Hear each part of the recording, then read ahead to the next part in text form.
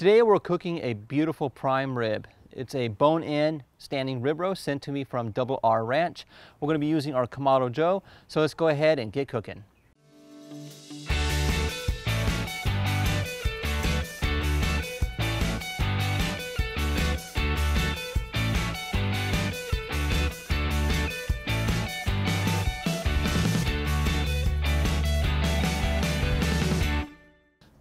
We have our Kamado Joe preheated to 350 degrees Fahrenheit. We are using royal oak lump charcoal. So let's go ahead and grab our standing rib roast. We've had our standing rib roast sitting at room temperature for approximately 4 hours. I wanted to apply a dry rub to it, and I chose the rub from MeatChurch. It's their Holy Cow. It's a beef dry rub. So I liberally applied it all over the meat. We're gonna let this sit for about half an hour. We've let our standing rib roast sit for about 30 minutes to allow the rub to penetrate, deep into the meat. So we're gonna go ahead and now make the mixture to apply on top of the prime rib. We've got a stick and a half of butter. This is softened butter. We're gonna go ahead and take 1/4 cup of the Holy Cow, MeatChurch dry rub. We're gonna mix it in there. And we're gonna go ahead and, mush this up.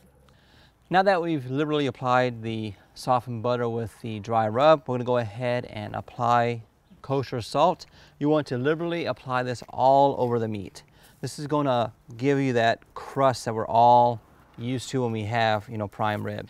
As I mentioned earlier, we have our Kamado Joe preheated to 350 degrees Fahrenheit. So let's go ahead and place our standing rib roast on the grill. Again, burp the grill.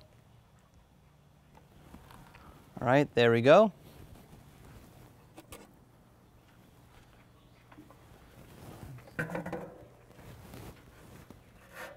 Plenty of room on this Kamado Joe. Let's go ahead and close this up. I'm gonna go ahead and grab a meat thermometer. We're shooting for 130 degrees Fahrenheit. That's what we like. I went ahead and inserted a thermometer into the meat. We're going to go ahead and, as I mentioned, let it go to 130, but I'm going to pull it off at 120. That should take about 2 hours approximately at 350 degrees Fahrenheit. We'll start checking it at 1.5 hours and go from there. It's been about 1 hour and 45 minutes. So let's go ahead and check our temperature.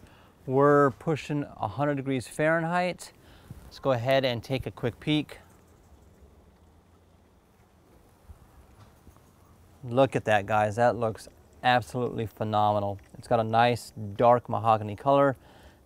This smells, awesome, guys. So I'm gonna go ahead and let this go for another 20 degrees, and then we'll pull it at 120, and we'll loosely foil it, as I mentioned earlier.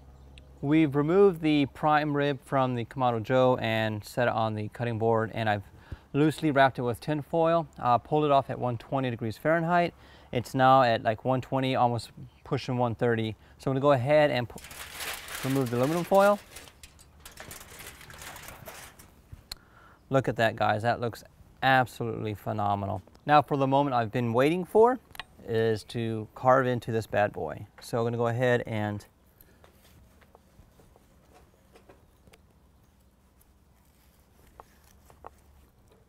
don't forget to remove the twine that is holding this thing together. You can cut this as thick or as thin as you like, depending on how many guests you have. So I have a nice thick slice here. Let's go ahead and give this a try. I love the fat and marbling throughout this meat. This is gonna be awesome. So, wow, guys, that was absolutely phenomenal. I want to thank MeatChurch for supplying the rub and DoubleRRanch for sending this beautiful standing rib roast. If you guys have any comments, please leave them below. Make sure you thumbs up the video, and we'll see you on the next one.